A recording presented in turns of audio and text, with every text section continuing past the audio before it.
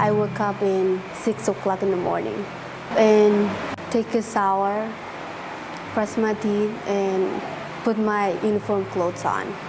And on 7th grade, I have my breakfast before I leave the house. We usually leave the island at 7:30 on a boat. When I wake up in the morning, I said my prayers, and then I wake up and then I do some chores before I get to wash my face and then ready to go to school. Tina and Alexia are part of over 40,000 school students in 4 Pacific Island countries, where their schooling includes sessions on learning values around gender equality, equity, and human rights.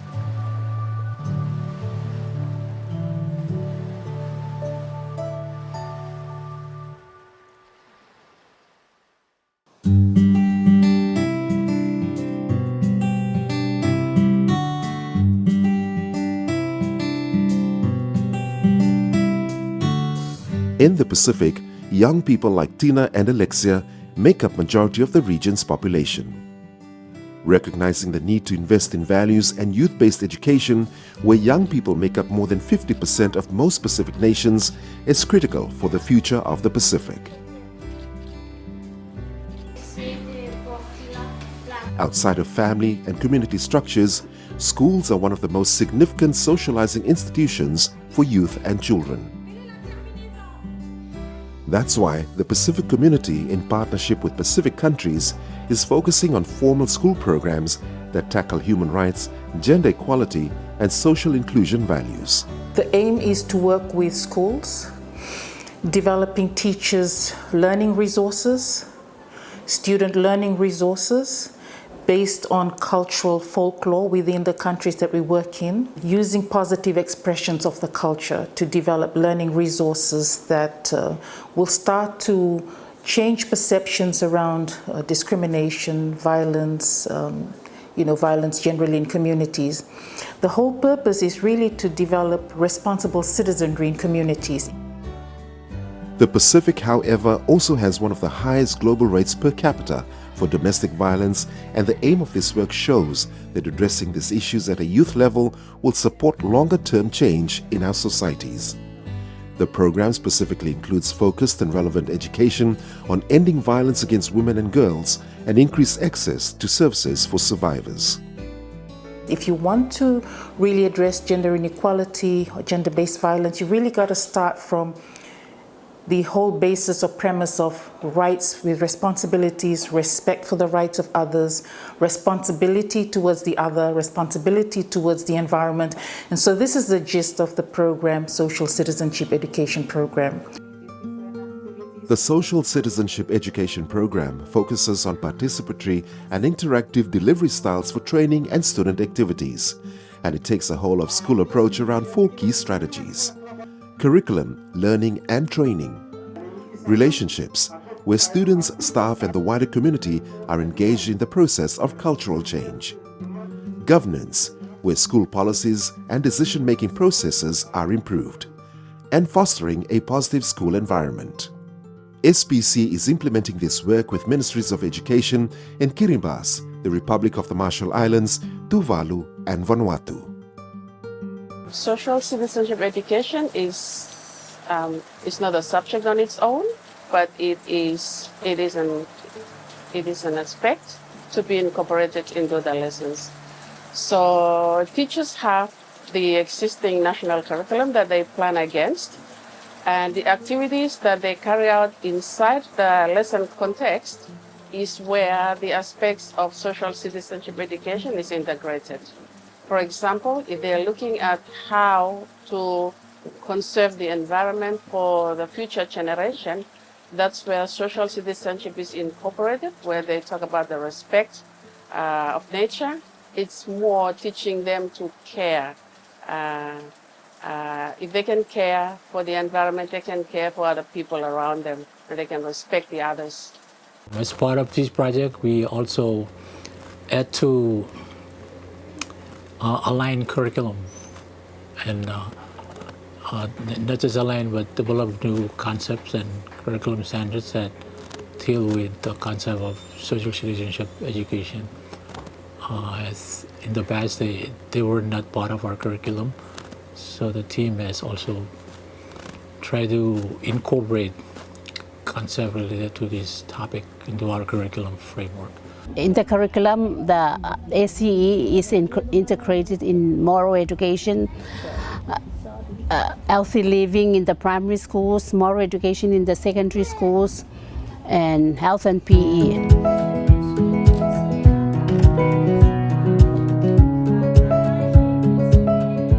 For students like Alexia, they learn about these important values through various subjects such as social studies and sciences, taught by teachers who have been specifically trained and mentored on social citizenship education, social inclusion, inclusive classrooms, traditional rights and human rights.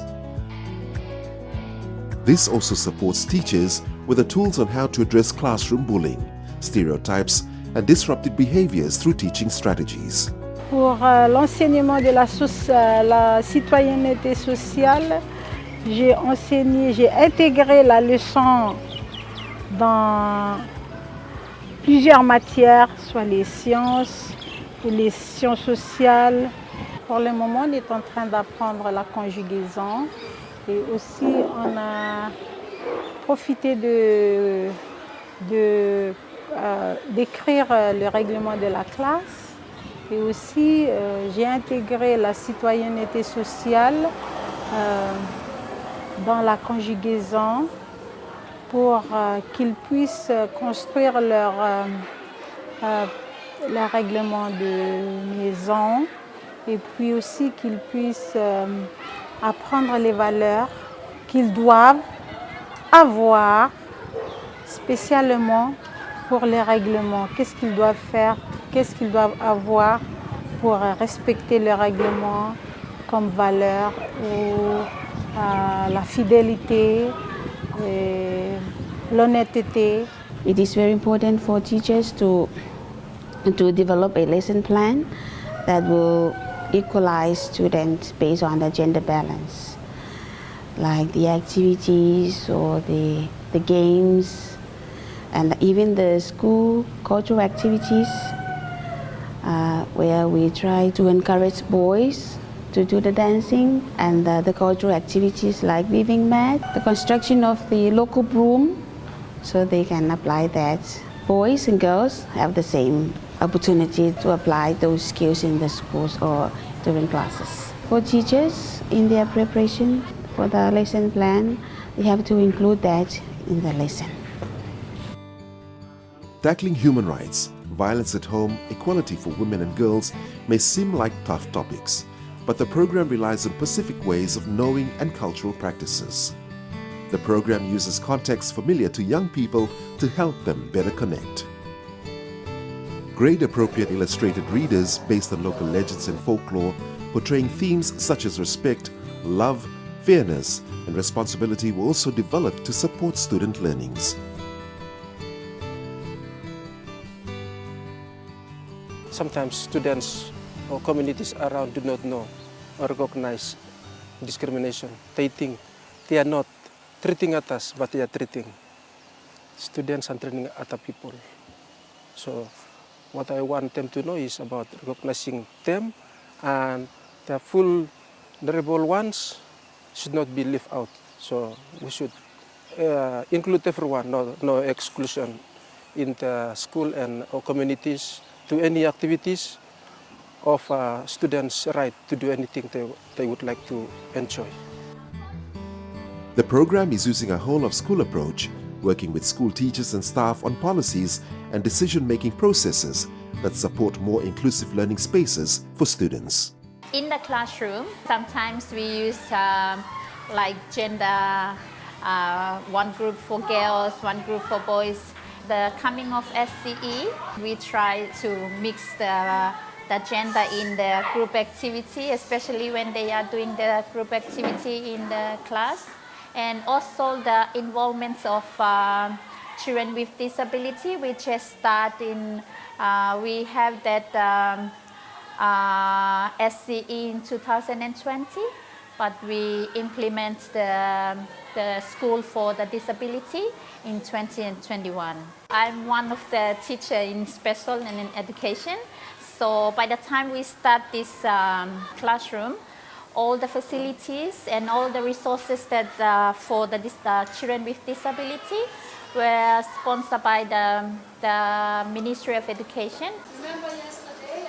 For me personally, since I've been involved in this program since it was started, it really helped me as well with, especially with gender equality. And it's we can see as well the change now in our school. When I entered the school or when I joined this school, when we were young, we have that mindset. We have the male and the female. We have different responsibilities. But since that program, it's really encouraged us, especially myself, that to remember that whatever we are doing, we have to be inclusive, no discrimination, no matter what, regardless of their race or their physical appearance or whatever, we are all the same.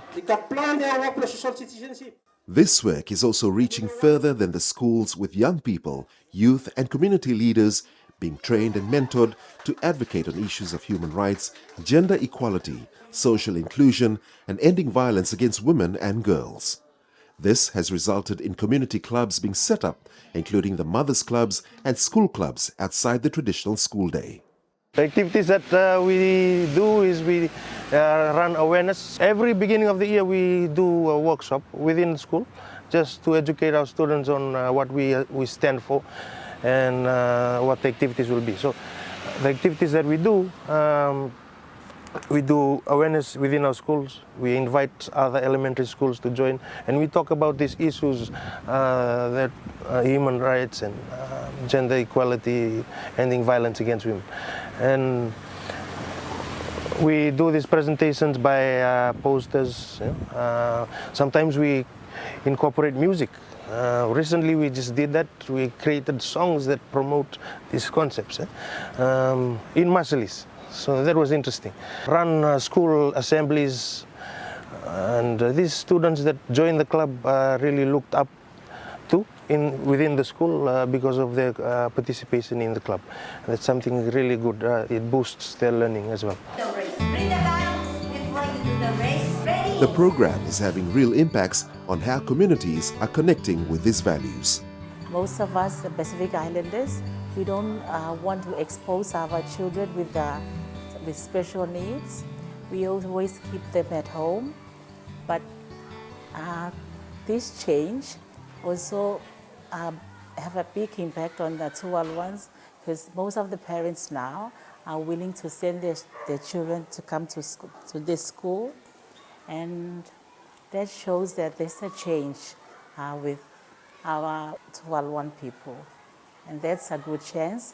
Also that there's also changes that these students they are also given opportunities for scholarship. There's a lot of changes that we've identified and we've seen within students who join the club. For one, the sense of responsibility towards others and basically to everything around them has really developed.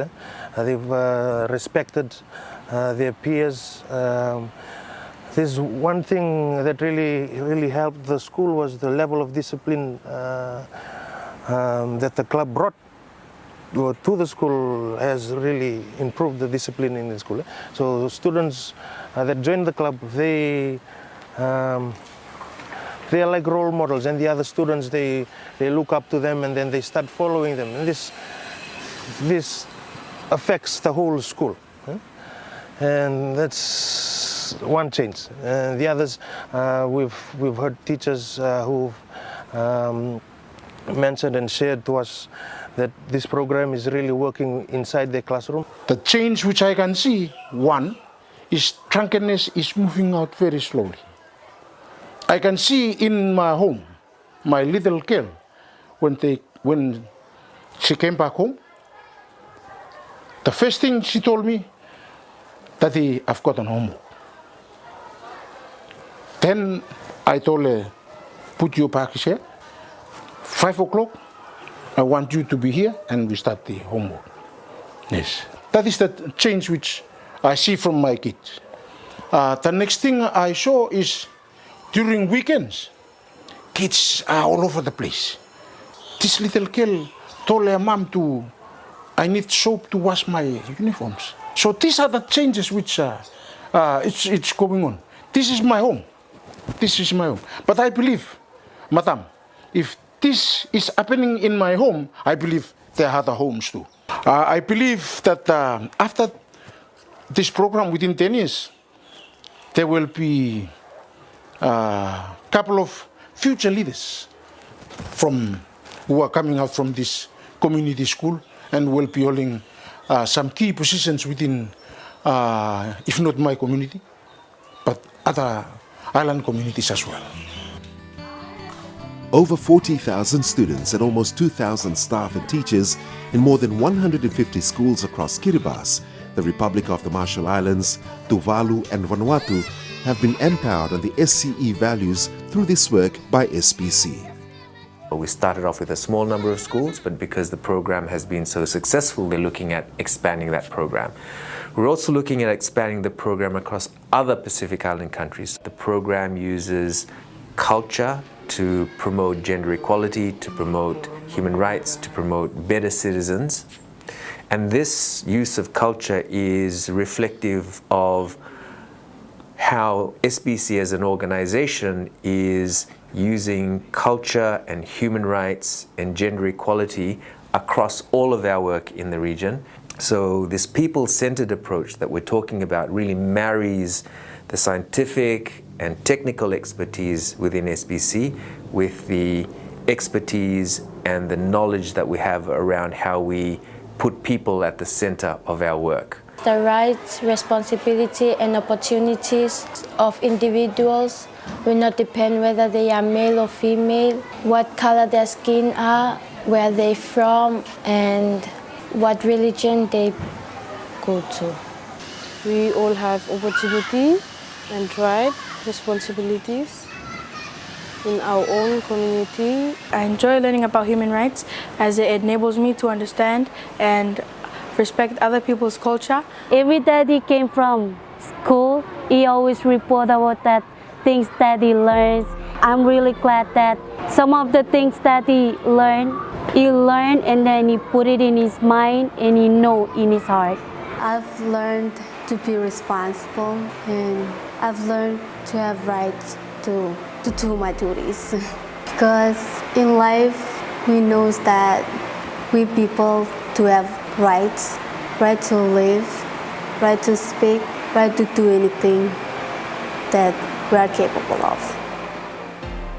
With continued collaboration between SPC, governments and local partners, the work of social citizenship education is leading to genuine and meaningful change. Equality, elements of gender equality, respectful relationships. SPC, as the Pacific-owned organization leading the implementation of this work, recognizes that change as significant as this requires many partners. We are very happy to keep working with Australian DFAT for the second phase of Pacific Partnership and with SPC. So this is really a great opportunity for the program to keep working on this long-term transformation that we would like to achieve. We will have much better results if we are able to work in partnerships with countries that are in the region. So we really value this partnership because this partnership, together with the partnership with the nations that are target of this program, will really help to make it sustainable. I think this program will add value, and not only value to the education curriculum, but it will nurture the Vanuatu students to become leaders of tomorrow. And leaders of tomorrow, I mean leaders who have the character, who they respect themselves, they have directions that they give, and they lead people with dignity. Okay. For students like Tina and Alexia, this transformation to attitudes, norms and behaviors will ensure that the future generations in the Pacific region understand and appreciate their human rights and responsibilities, celebrate diversity and belonging, practice gender equality, non-discrimination and non-violence, are concerned about the welfare of others, and actively contribute to the development of the Pacific region.